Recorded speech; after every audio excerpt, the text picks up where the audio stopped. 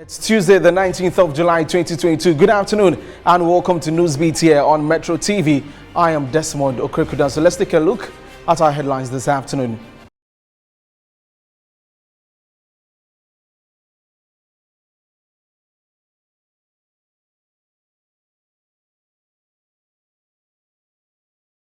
Property development company Waterstone Realty threatens to sue government over its failure to compensate for demolition of its office complex to construct the National Cathedral. Bring you details of that particular story this afternoon.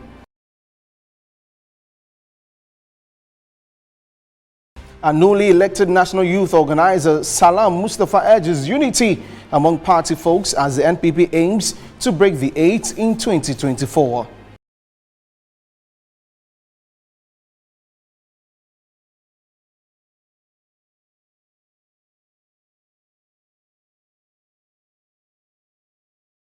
And on the foreign front, Western Europe faces more sweltering temperatures on Tuesday as a ferocious heat wave heads north. These and many more stories coming up this afternoon.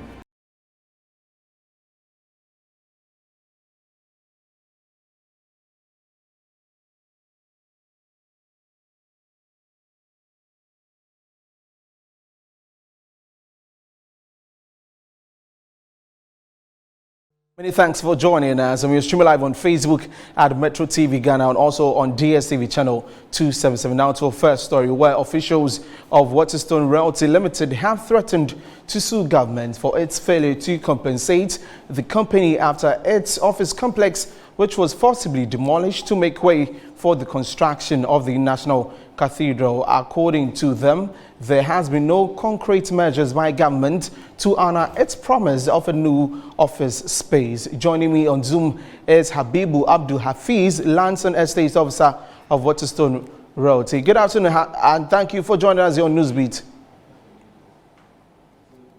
Good afternoon, and good afternoon to your viewers all around the country and the world.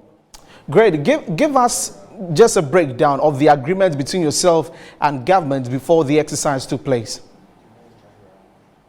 Okay, so before the exercise took place, we were notified by the government in 2018 that our land, which was located at Bridge, was supposed to be part of the properties which was going to be annexed for the National Cathedral project.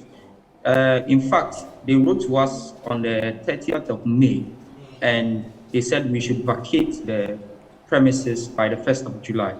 Now, on the 4th of June, we wrote to them asking for an extension because we had an anchor tenant in our property, which his relocation or the company's relocation would have to take some time and find a new place and all of that. But the government decided to reject our appeal. Now, fast forward, when our property was taken, we wrote to the government to give us a different land, to relocate us, because we didn't want to further incur losses and also the people who were affected, our workers, to have, more problems in the future. So we wrote to the government, and the government assured us that they would be allocating a land to us. Somewhere in 2020, the government allocated a land to us at Bridge, and we accepted the allocation and we paid all the administrative costs. But from that time up till now, we have not had access to the land which was allocated to us. And why is that so? As part of the acquisition process. And why haven't you been able to get into that office complex? Okay, so at the time of the allocation and the time we accepted the offer, afterwards we realized that there was an occupant in that land. It was occupied by a different company. We wrote to the Ministry of Works and Housing telling them that we have not had access to the land because there was someone occupying the land. And we copied the Ministry of Lands and Natural Resources, the Lands Commission, and the Secretary of the National Cathedral.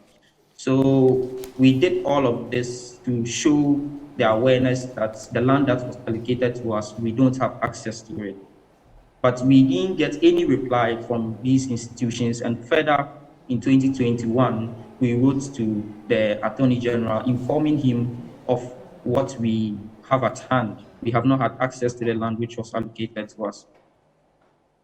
Okay, what really has been the response from government after you told them that there was an occupant in that particular one, also writing to the Attorney General? Since then, what has been the response from government? Okay, so the only response we had from government was in 2018 and 2020. 2018 being the fact that they assured us they were going to allocate land to us, and in 2020 when they actually did the allocation. But when we couldn't have access to the land that they allocated to us, and we kept on writing to all of the stakeholders involved, we have not had any response from any of them. We wrote to the Lands Commission, we wrote to the Ministry of Works and Housing, we wrote to even the Attorney General, and we have not had any responses from any of them. But if you wrote to them and there were no responses from them, have you made an effort to go to the ministry? Have you tried meeting them in person? Well, we have tried, but you see, these issues are supposed to be more official, and so we have kept it official. We wrote to the ministries, we wrote to the Attorney General, we also wrote to the Ministry of Works and Housing. And so we were expecting a meeting for it to be very official so that we can have a discussion as to what to do next. Okay, so now you say you want to sue government. When is that happening? So as we speak now, we are still with our lawyers deciding on the appropriate time. Yes, we know that these issues are of priority to our institution, and so we would want to take all the good measures and make sure that we go to court at the right time. And if we can get a response from the government, going to court is not our principal aim. But should we not have any response from government on how to settle the issue, we would have to resort to legal redress. But you have said that you've tried, meeting them. That hasn't happened. So if they were going to respond, they would have done that. Exactly. So as we speak now, we are trying to discuss with our lawyers and then move to the next point, which will be the legal redress. And what sort of compensation would you be looking at? Okay, as of 2018, in fact, 2017, when the property was valued, it was said to be $4.7 million. Taking into consideration all the economic factors and what has happened over a 5 or 4 year period, we should be looking at $6 to $7 million. Okay. Thank you so much for speaking to us this afternoon. Habibu Abdul Hafiz is Lands and Estate Officer at Waterstone Realty. We'll keep our tabs on that particular story. Now, away from that, the youth organizer of the New Patriotic Party, Salam Mustafa, has underscored the need for youth wings to put the unity of the party above parochial sentiment. According to him, the only way the NPP can break the 8 is to come together as a united front to ensure the party appears stronger in the 2024 upcoming elections. He spoke exclusively to Frederick Clarence Williams. When you are running for these positions, your first inclination is to win, and that's the mentality with which we went in as far as the election is concerned, to win. And we made sure that we campaigned so hard across all the 16 regions in the country to win. And I am happy that at the end of the day, the message that we took round sank in, and the young people in this party reposed trust in me and my team and voted massively for me to become the national youth organizer, to lead the youth wing of the party. So I feel happy about it, and I'm also humbled that majority of the youth of the party have had the trust in me that I should lead the youth of the party for us to put things together for the 2024 elections, which I will do. It's not loud campaigns that win, it's strategies that win. So when you're going to elections, you must understand that it is not how much noise you make that will make you win, but it's how strategic you are. So we were clear as far as strategy is concerned, what to do and what we needed to do to win. And we did just that to win. All the votes are on the ground. They are not in the air. So we went on the ground to get the votes. And that's simple as that.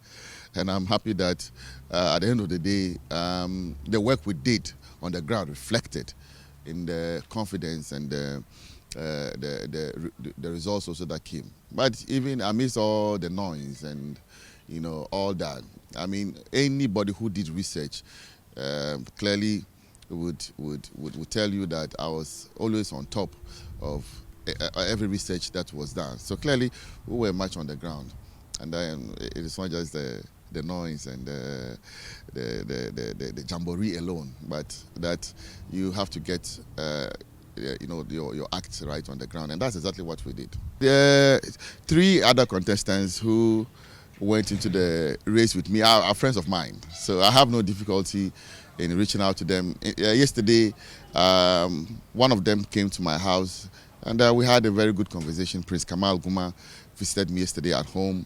Abanga called me yesterday. Pope at the stadium came to hug me and congratulated me as well. They are all my friends, and I am not sure that it will be difficult to work together. And what I wrote on my Facebook page, I also did mention that after competition we collaborate, so we all work together. The fact that they have lost doesn't mean that they are no more members of the party or the youth wing. I mean, they are still part and parcel of the party and the youth wing, and they are all needed as far as building the youth wing is concerned. And I will be working with them to ensure that we achieve our set goals and aims. Well, still on the NPP, supporters of the party in the Central Region say they are not disappointed by John Boadu's failure to retain his position as General Secretary of the party. The region, however, desires to see the new executives working harder to foster unity among party folks. The National Delegates Conference recently held by the New Patriotic Party saw the Central Region's Samuel Boateng, affectionately called Asabi, losing in the chairmanship race. John Boadu, who has served in several portfolios within the NPP and a son of the Central Region, also lost his bid to maintain his post as the General Secretary. However, the region had a consolidatory victory as its former chairman, Dankwa Bute Smith, became the first vice chairman. Apart from the Central Regional Chairman, Robert Kitten, all other regional chairmen threw their support behind John Boadu. Activists say they do not feel disappointed over the outcome of the conference. Some of them feel John Boadu, after his successes, failed to give back to the region, even though they tout his previous achievements as far as the party's victory in the 2016 elections is concerned. They believe his behavior has contributed to divisions within the NPP, causing a great level of apathy. They are glad that the party has a new leadership at the national level. I believe 3 things accounted for John Boadu's loss in the just ended national elections of the New Patriotic Party. First of all, John Boadu lost touch with the grassroots. He lost touch with the base. Therefore, the grassroots taught him a lesson. Secondly, John Boadu failed to make the voice of the grassroots heard on cabinets. Why do I say that? The members of the party were calling for a reshuffle. But what happened? We didn't see it happen. This clearly shows that he refused to make the voice of the grassroots heard. Looking at the type of new national executive they have elected, you can see all the executives are capable of doing the work. And when you come to Central Region, we have a rep, which is Chairman Bute, representing Central Region as the first vice chairman of the NPP. And I think that is very fantastic. And we hope and we believe the current executives are going to work and work very well. And we congratulate Justin Frimpong Kodua for winning the General Secretary position. We cannot be disappointed. What we should be looking at is the quantum of votes from the region. So this is because the region is not the hub, or if you like, the entirety of the country. The region is just a sub division of the entire delegates. And so if you lost in your home region, that is why we would think that the region would have disappointed them. But once the region voted for them, but they couldn't make it elsewhere, I think they should take it cool. Better luck next time. Down to Parliament, where the minority caucus in the House is calling for a bipartisan investigation into the alleged brutalization of some illegal miners by military personnel on mining concessions belonging to Anglo Gold Ashanti in Obuasi. Ranking member of the Mines and Energy Committee, John Jinapo, says the act by the military personnel was clearly illegal and an affront on the gains made by government in its fight against illegal mining.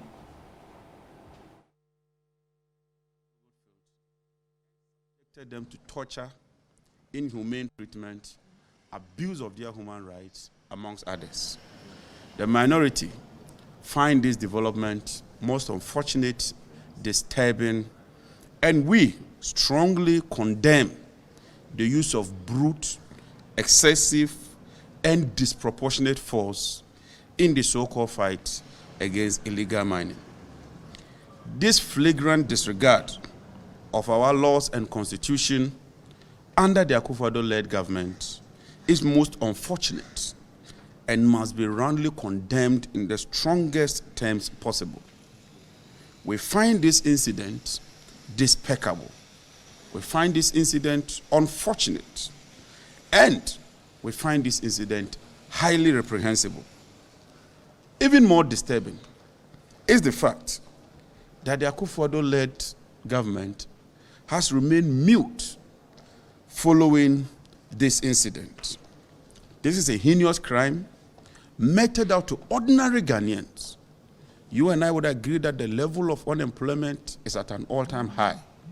And so even as we claim that we are fighting against illegal mining, it ought to be done in accordance with law.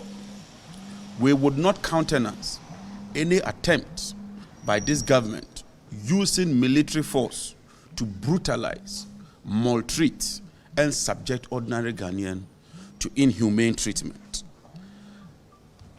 Even as they do this, they have turned a blind eye to foreigners. Whilst they are chasing Ghanaians, pursuing Ghanaians, and brutalizing the ordinary Ghanaian, foreigners are always being treated with kid gloves. And in some instances, the law is compromised to favor these foreigners when they fall foul within the laws as far as the mining sector is concerned. Ladies and gentlemen of the press, you will recall the infamous incident involving a Chinese Galamsey queen known as Aisha Wang, following her arrest for her involvement in illegal mining. Rather than prosecuting her to serve as a deterrent to others, the state unilaterally and surprisingly discontinued the case in court on a very flimsy and baseless excuse, as was said by Mr. Osafo-Maafo. The Ghana stood to have economic gains from releasing the suspect. This clearly demonstrates the double standard being practiced by the Akufo-Addo-Bawumia-led government.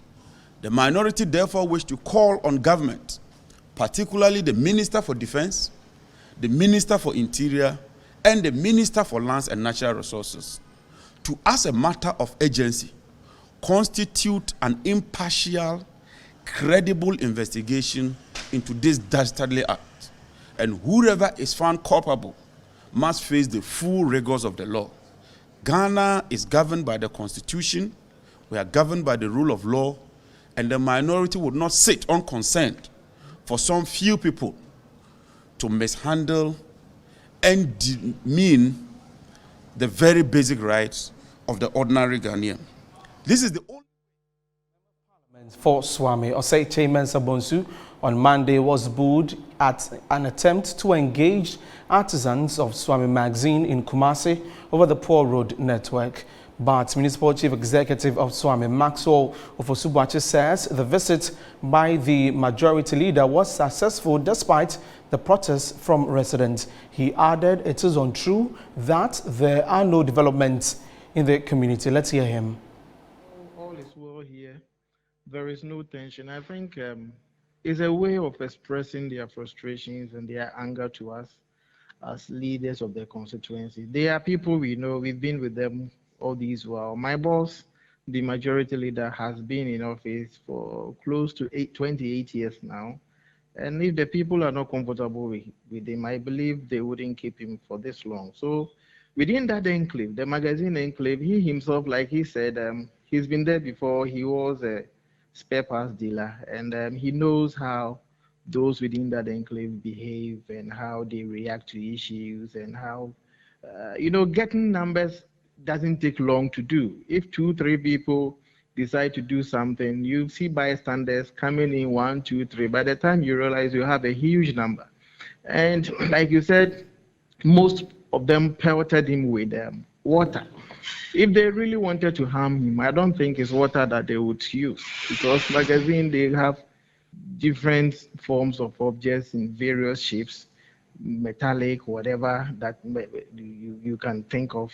They could have pelted him with those objects, but about 150 meters away from where we were going to engage the leadership, which we actually did at the end of the day, we were able to accomplish our purpose of going there. About 150 meters to that place, that was when a few of them started pelting and throwing water at us. The one that majority leader made mention of is, I was a little ahead of him, so when he came, I blocked it with one hand, and then it did split on all of us. A few of it got to our trousers. Now my colleague Abdul Basit Suleiman has joined me on Zoom for the latest on this development. Good afternoon, Basit. What's the latest with respect to the story? Yeah, good afternoon, Desi, and good afternoon to our viewers. Yeah, I can tell you for a fact that calm has returned at Swami Magazine right now as I'm speaking with you this afternoon. You know, yesterday there was a chaotic scene over there due to the protest by the artisans against the Member of Parliament area, You know, the road that links Swami roundabout to Swami and up north to the 5 northern regions, and it's also the Trans-ECOWAS highway that used to aid carriage of goods from the port to the other neighboring countries. There is some portion within the Swami Magazine which has developed heavy potholes over there, and the contractor was awarded to a contractor to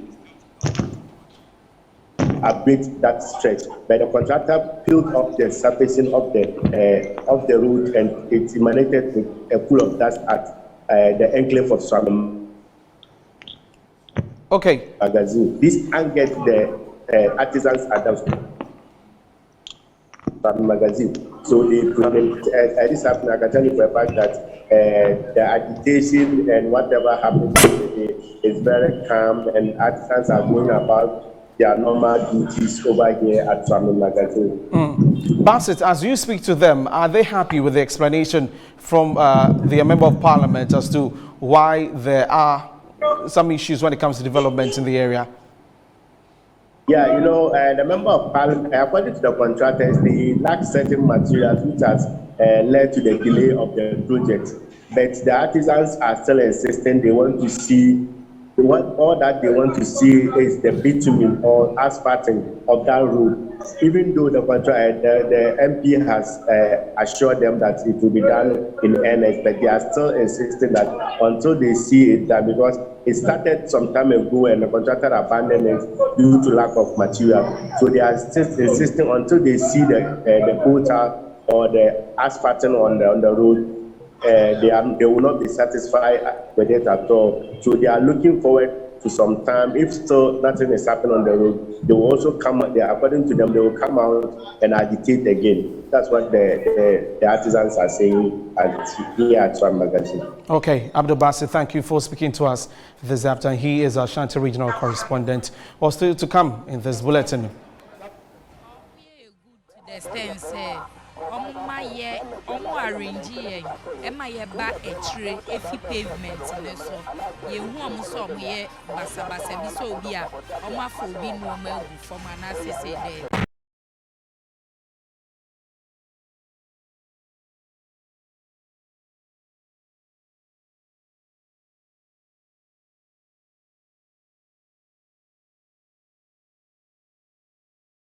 Welcome back and thanks for staying. Now, some traders at the Central Business District are applauding the work of the personnel from the City Response Team deployed to constituencies in the Greater Accra region on July 4, 2022. 2 weeks since they started work, the traders say they prefer them to the AMA Task Force, otherwise known as Abeye. Mami, good morning. City Response Team for your regional minister and as a Greater Accra regional minister Emma Omoba Bontin. When will be Juma Moye? Men when Juma Moye and it's a Somuba and Chewa Musea. Almost a young fire and Jano Emre Etisi. Aha, my Sejuan war. Wenu so. Aha, and name was an pavement. Pavement also. And the young funny man in bread, she says, and a bear, Nipana or Monamono, or Mutu me fire, and I saw Mutu me too, Yenamin in our Gumaya, Sani Yeno. Munishi in Suaye, Afen so among Kaya Yamansu, and Gumaya. Aha. Apart from Abaye for Naya or Moyasano, Wamudu Munya Sakura, and say, yeah, no Mubuay and say, Fanny Manu, and Mirechina, Yantanasum Dream. So this is one trader here. She is saying that she has personally encountered the City Response Team, and from her explanation, they are working. She used to have her items in the on the pavement, just where people really usually commute, and they asked her to bring it back so she can also make way for pedestrians to use this side. And she also made mention of the fact that there is no extortion going on, no form of abuse, no seizure of items, but just a mutual relationship between the City Response Team and then the traders here, just to facilitate smooth trade here in the Central Business District. There's another woman here. Let me find out from them. Mami, good morning. City Response Team for ya come asem. Where will be? Me hu bebre. Wanka sa we ya den adwuma. Me boti. Imprendu do a we hu omo no. Omo ba e den na omo ye, mu ni omo nkita wo de e te say. Omo ye good to the extent say omo arrange yen ema ye ba etire efi pavement ne so ye hu omo so omo ye basa bi so obi a omo afọ obi nu omo agu fom ana sese de. Have you heard of the City Response Team? I never heard about it. You don't know about the City Response Team? I don't know about it. But have you seen some gentlemen or women in reflectors, green and ash outfits, dressed like those from the AMA? Have you seen them around? Yeah, yesterday I saw some. They were telling people to shift from the road. They should come up along the. To move from the pavement and come back. Yes. Some people pushed their market back, and some were reacted that they want to display their goods. So you have also gotten off the pavement, and then you are behind the pavement plying your trade. Has it affected your business anyway? No. It hasn't affected my business. So you still meet demands of customers just like when you were on the pavement. It's the same? Yeah, it's the same. These are comments from traders. You've seen that all the bikers are also parked at one side, not at various posts like we used to see. And then also everything is more so in an orderly manner. Everyone is plying their trade. Pedestrians would also have chance to use the pavement. And then police also have their fair share of their part of the street to be able to control vehicular traffic. So from here in the Central Business District, my name is Shadrach Odame Ejare for Metro News. Away from that story, Director General of the Ghana Police Service, Public Affairs Directorate DCOP Kwesi Ofori will bow out of the service on Wednesday following his attainment of the mandatory retirement age of 60.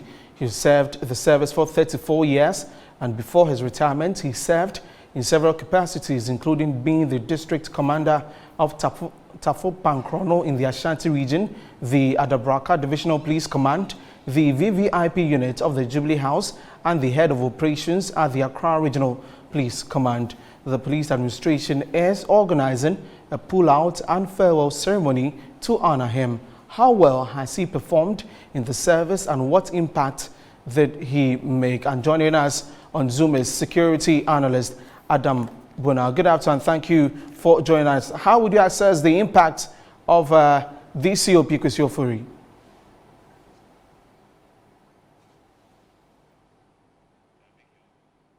Hello, sir. Kindly unmute so that we can hear you.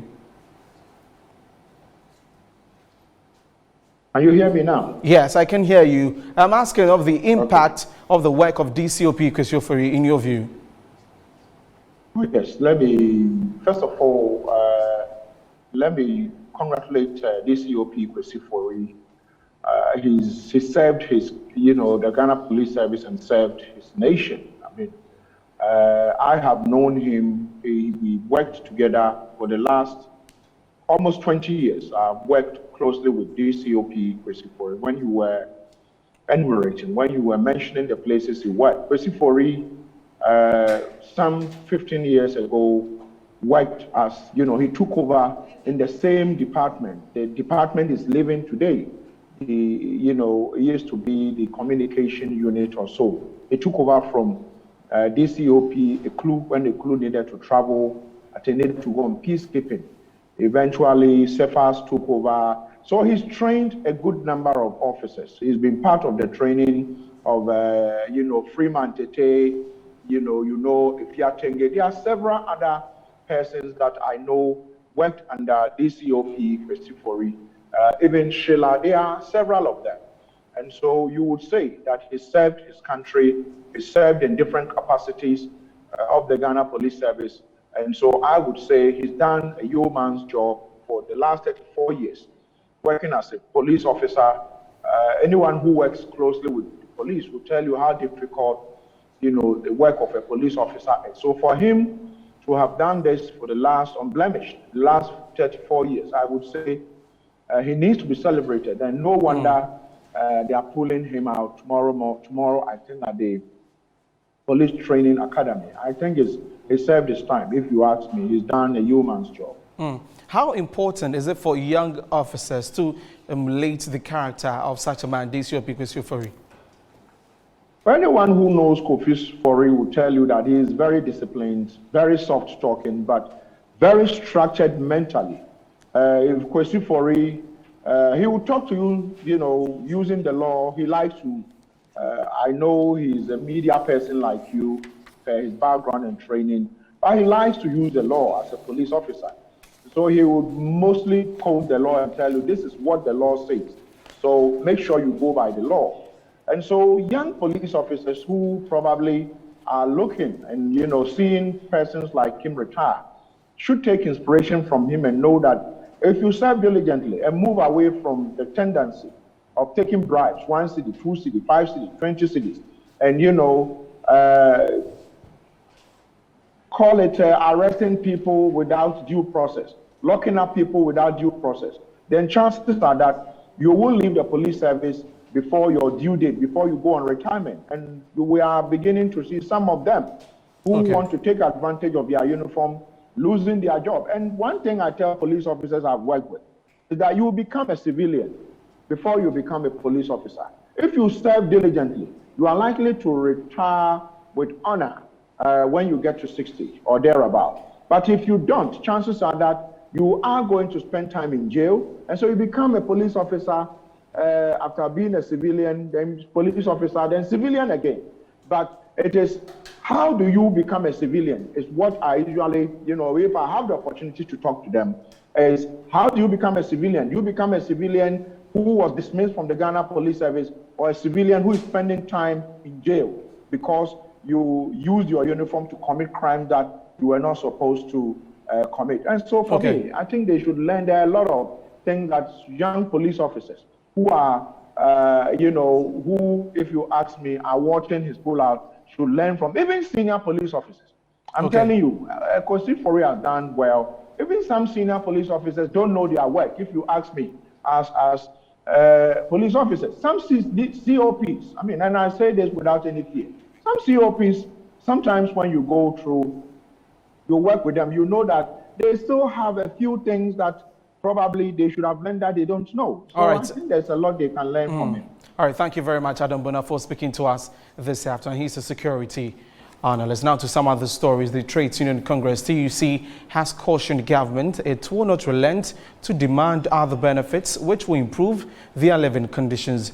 According to the Secretary General of the TUC, Dr. Yao Ba, approval of the 15% cost of living allowance is a laudable idea, but they will soon demand other allowances. The government, for some time, has been hit by a series of industrial actions by public sector workers demanding 20% cost of living allowance due to present hikes in goods and commodities amidst general global economic hardships. Even though government negotiated with organized labor to arrive at a 15% instead of the 20% cost of living allowance effective 1st July 2022, the Secretary General of the Trade Union Congress, Dr. Yao Ba, has cautioned government it will not relent to demand other benefits which will improve their living conditions. I want workers of Ghana to note and underline it that the COLA is just COLA. It's cost of living allowance, an allowance we have taken for you, for your pocket, because the cost of living has gone up. Salary increase is yet to come. Yes. And we are going to ensure that this government, whether IMF or no IMF, a decent increase is given to workers of Ghana. And that is where we are going to ensure that this inequity between Article 71 and public sector workers is completely eradicated. They have also called on the government to ensure that the IMF negotiation do not affect public sector workers, just like the other IMF programs. We will make sure that we will not accept the hardships that they impose on us in the 90s throughout. Now, Seth Abloso is a labor expert and joins us via Zoom. Good afternoon and welcome to Newsbeat. What do you make of the statement by TUC that they will be asking for other benefits? Hello, Seth. Hello, Seth. Unmute yourself, Seth, so that we can hear you clearly.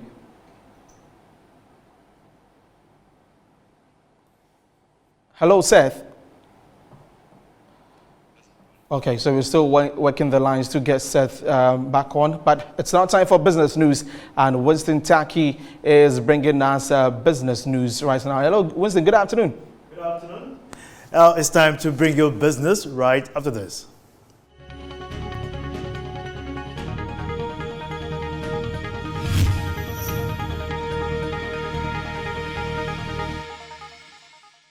And now to a false business story. It's been 50 years since Ghana began the use of its Ghana cedi. That has been when we're using 50 pounds then in the history. Now let's bring you some historical touch of how Ghana transferred from the use of pounds to the Ghana cedi.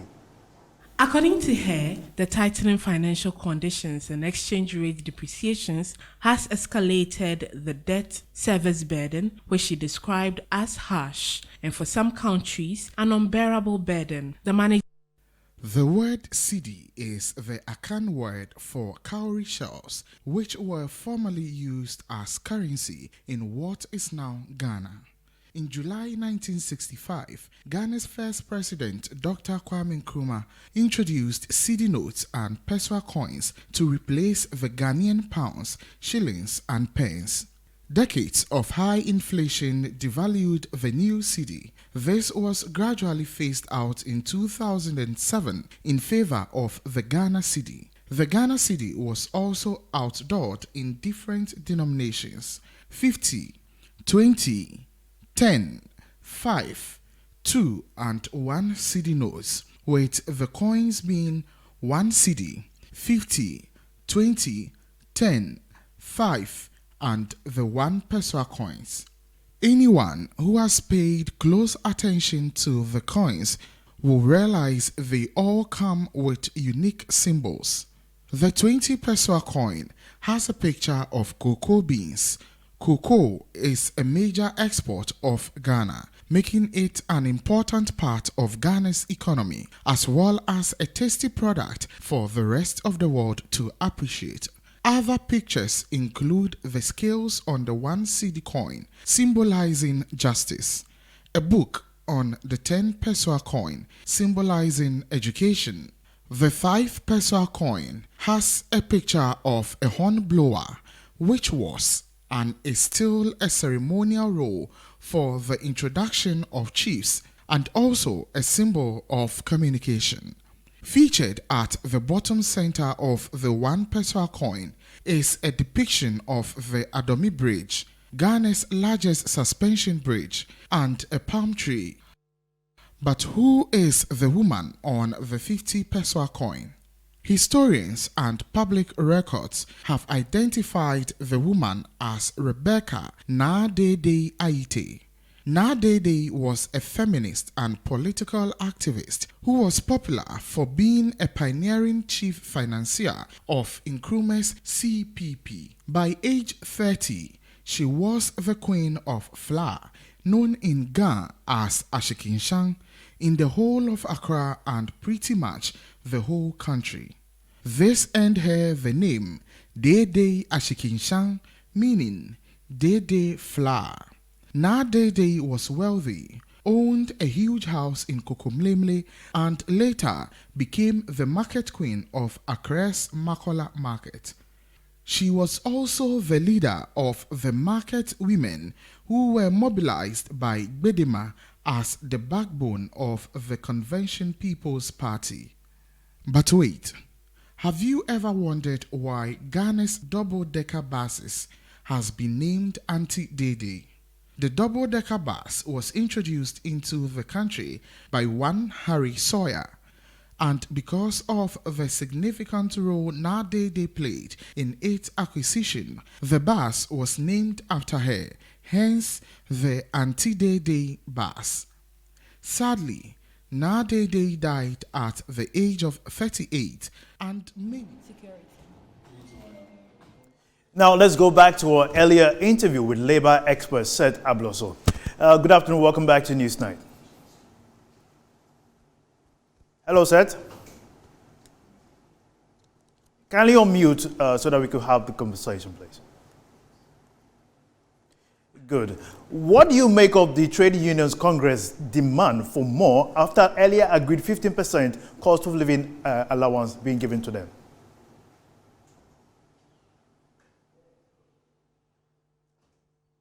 Hello, Seth. All right. Now, away from that, the managing director of the International Monetary Fund, Kristalina Georgieva, has revealed that more than 30% of emerging and developing countries are at a near debt distress or in a very tight situation. She said this at a hybrid meeting of the G20 finance ministers and central bank governors.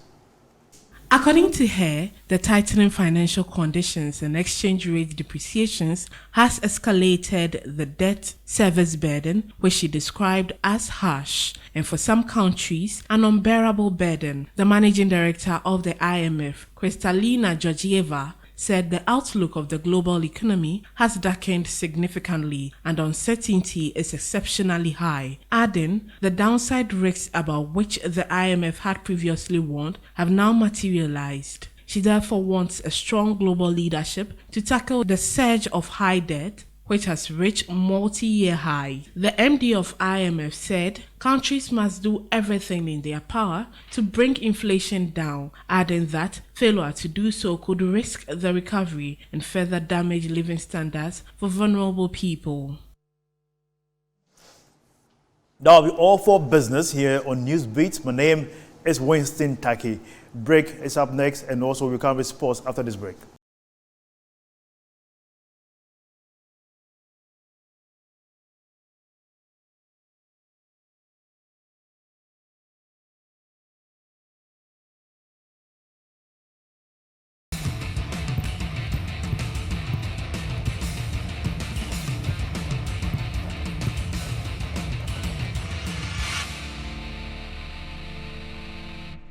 My name is Phil John Quarter. It is 50 past midday and it's time for sports.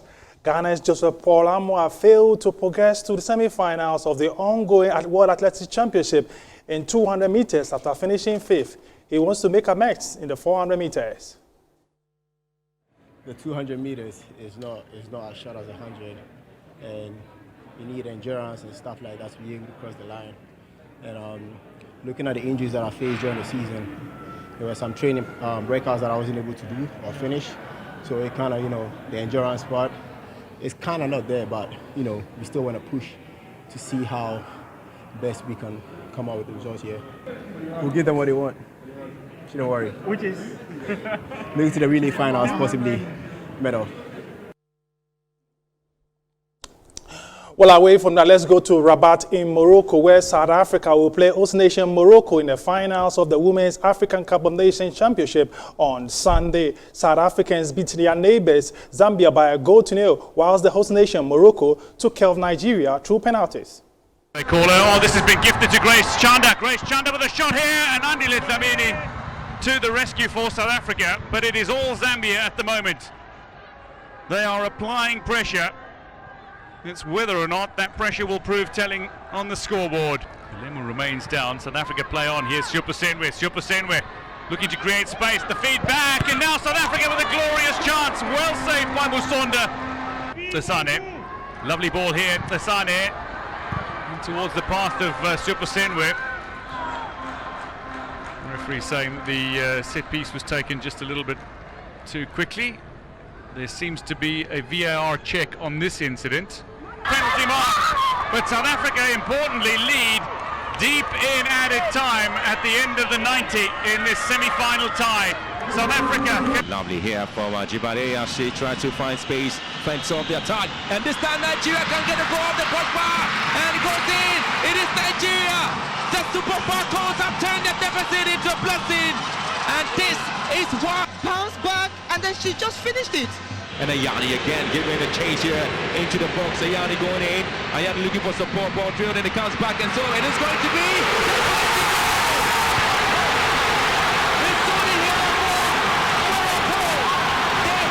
It's Ayani against one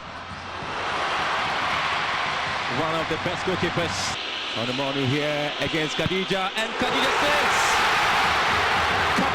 sails on the morning's kick. The time for Morocco to be at the final for the first time. Ayani! First time in the history of Moroccan football, they have qualified for the Women's World Cup.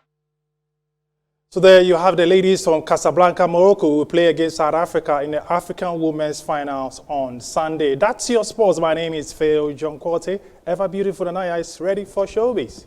Thank you, Johnny. Entertainment news is next.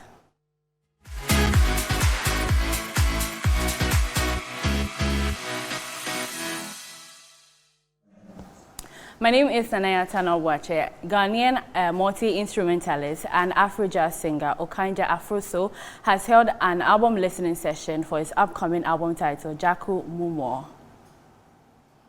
The album listening session was held at the Na Amanoa Hall at the Accra Metropolitan Assembly and saw the gathering of some stakeholders in the creative arts industry. Okanja Afroso, who says he makes ancestral spirits music inspired by the African ancient wisdom, performed songs on his latest Jaku Mumo album to the admiration of the audience present. Okanja Afroso explained what he wants to achieve with his music. I want to at least help in reviving. I know it's a job that I can't do by myself. So hopefully the music I make and the stories I create may inspire someone to also want to do the same. Some people present at the event spoke to Metro News. He goes out and still not depart from the culture. He decides to, put in place measures to ensure that whatever is fading away is captured for the next generation to take inspiration from. The music we came to listen now, it is more of a traditional and cultural component than any other thing. This is how we are to come together. The youth is now becoming a cultural-free youth, which we are not patronizing anything which has a cultural content. The Jakumumo album is a 12-song project and is available on all music platforms. From that, Cinegod Studios, in partnership with Vascan Studios USA, have held a press launch for a new Ghanaian blockbuster movie, The Agency. The producers spoke to Metro News. Agency film is Amin Ramat's vision, but an Abu Idris film because I made it. He trusted me to make it.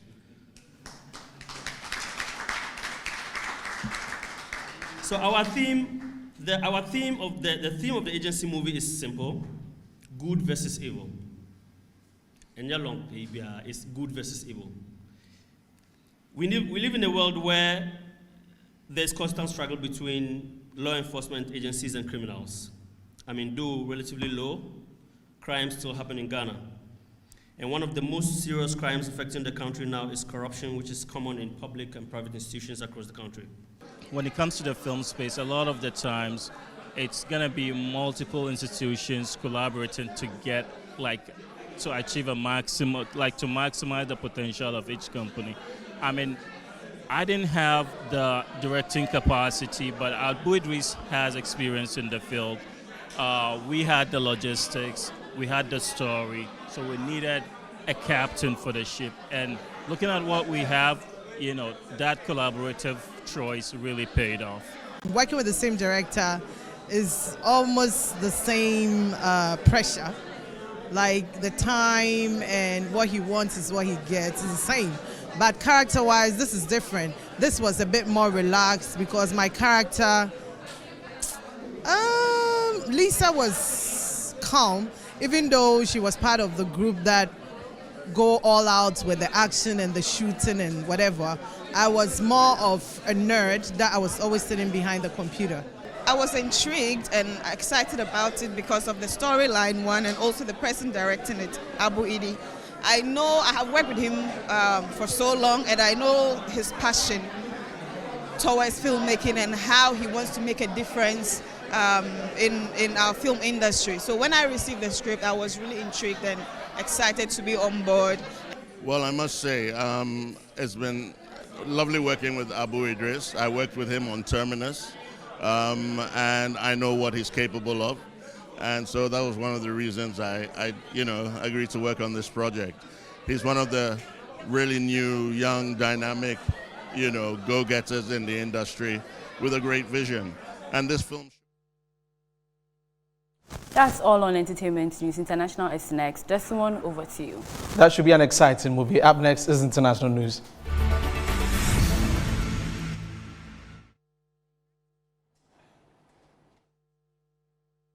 Temperatures on Tuesday expected to reach up to 42 degrees Celsius. A high of 38.1 degrees Celsius was reached in Suffolk on Monday, just short of the UK record of 38.7 degrees Celsius set in 2019. Wales recorded its hottest day on record with 37.1 degrees Celsius. Provisional figures showed the UK experienced the warmest night on record from Monday into Tuesday. Russian President Vladimir Putin will visit Iran on Tuesday in just his second foreign trip since he launched the invasion of Ukraine in February. Mr. Putin will meet Iran's Supreme Leader Ayatollah Ali Khamenei and Turkish President Recep Tayyip Erdogan. Grain exports, Syria and Ukraine is expected to be discussed in Tehran. A fire outbreak which ravaged 500-hectare acres, half of which was forest covered, was brought under control on Monday in the province of Tetouan. During an intervention in the same region, a turbo thrush spraying plane made an emergency landing without the pilot being injured. And that's all for the bulletin this afternoon. Many thanks for watching. I am Desmond Okrekodans. We'll be back at 4 with News Flash and 7 p.m. with News Night.